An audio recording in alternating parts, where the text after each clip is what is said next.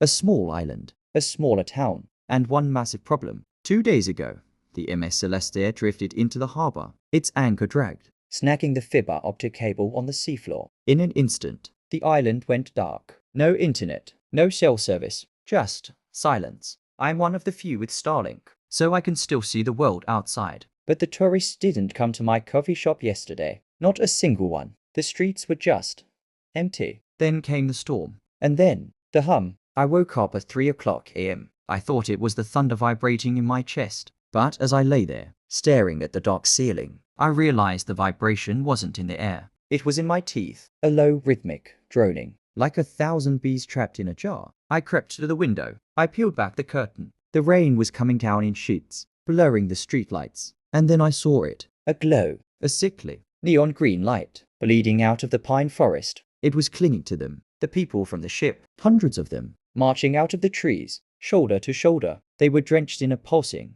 emerald slime. Their mouths were open. Their throats were tight, emitting that horrific, synchronized hum. My brain wasn't just telling me to run. It was screaming that these things weren't human anymore. For God's sake, shut the hell up. The shout came from the street. It was Miller. He owns the hardware store across from my place. He was standing in his doorway, shaking a fist at the glowing crowd. The humming stopped. The silence was worse. The entire crowd turned their heads. A slow, mechanical snap. One of them, a woman in a yellow windbreaker, lunged. She didn't run. She launched. She tackled Miller into the mud. Before he could even scream, she was tearing at his throat. The rest of the horde didn't hesitate. They swarmed the door, like a wave of green fire. Hey, leave him alone. I didn't think. I grabbed a heavy planter from my balcony, and I hurled it. It shattered on the pavement. It worked. But now, they knew where I was. Half of them peeled away from Miller's house. They sprinted toward my building. They didn't shout. They didn't growl. They just hummed. I heard the glass of the lobby door shatter. Then, the sound of wet, rhythmic slapping on the stairs. Thump-shire, thump-shire. I'm back inside now.